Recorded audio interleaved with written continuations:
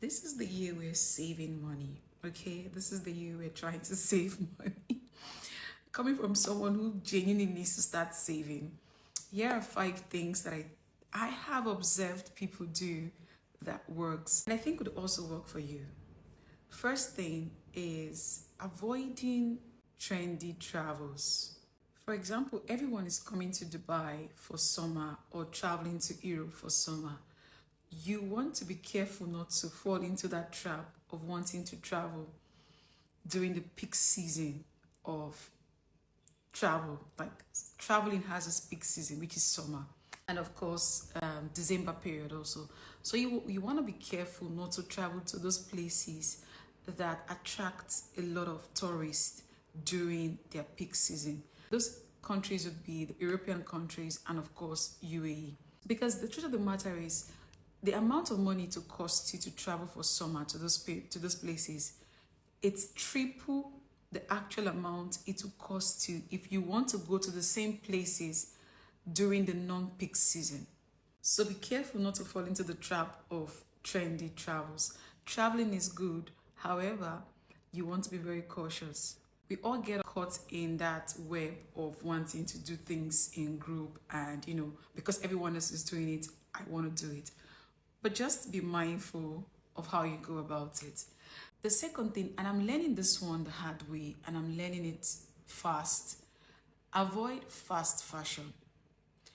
At the end of the day, we all, started somewhere where we need to just cover our nakedness. That is very much as understandable. But getting into fast fashion in the sense that everything you see, every trendy clothes you see, you want to purchase. Trust me, I'm talking from experience. It's actually a very bad position you want to find yourself in. So be careful. 100% avoid buying fast fashion, especially when you don't need it. Just because you saw it on TikTok, just because you saw it on IG, just because you saw one girl wearing it, so you want to buy it. No. If it's not something you genuinely need to buy, avoid buying it. Instead, invest your money in buying timeless pieces that you can wear over and over again and you can play with in terms of pairing, styling. Those are the kind of things you want to invest your money in. They're expensive, yes, but they are worth the wait. They are worth the buy. But if your money can only afford fast fashion and whatever, please go ahead and do it. But if you can, delayed gratification and get you something worthy. The third thing would be avoid sales. I know someone will be like, if I'm trying to save money, why are you advising that I avoid buying things on sale? Let me tell you, because the whole idea behind sales is so you can buy more than you need. That is the whole idea behind the sales. It's not that people really care about you. It's not because the company or the brand is trying to, take care of your pocket. Nah, they just want you to buy more than you genuinely need. Because when you go into a store, okay, and you find that they have sales, you end up buying more than you need. But if you're going and you're buying it at the original price, let me person go tell you, you relax. So avoid sales like a plague. It's good to buy on sales, especially buying those things that are everyday use. Then 100% buying them on sales is one of the best routes to go. But just because something is on sale, you want to go and buy it. No, avoid doing that. The fourth one is buying or changing your gadget unnecessarily. Okay, if you're using an iPhone 14 Pro Max, right? We're in 2025. Please, why are you buying iPhone 16 Pro? Why? Because iPhone 14 Pro Max is one of the best phones Apple has made. And iPhone 16 Pro Max, whatever it is it can do, iPhone 14 can do it. So you just wanting to change your phone because there's a new phone in the market is long truth. It's you not being prudent.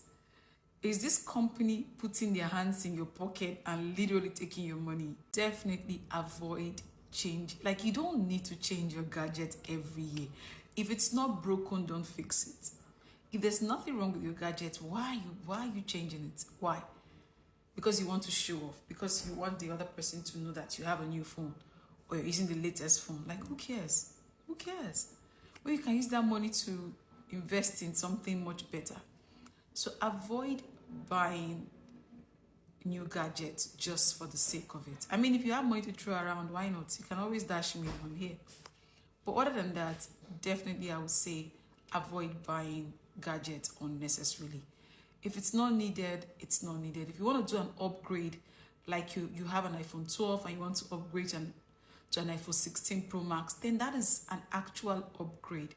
Because one of the best way to feel satisfaction is when you go from nothing to something, not from something to something. You not really, enjoy that. You not really see it in that moment that you've done something big. So definitely, if it's not broken again, don't fix it. If you don't need to upgrade, you don't need to upgrade. Just keep using what you're using. No need to have the entire ecosystem of Apple. Who are you impressing? Apple don't even know you.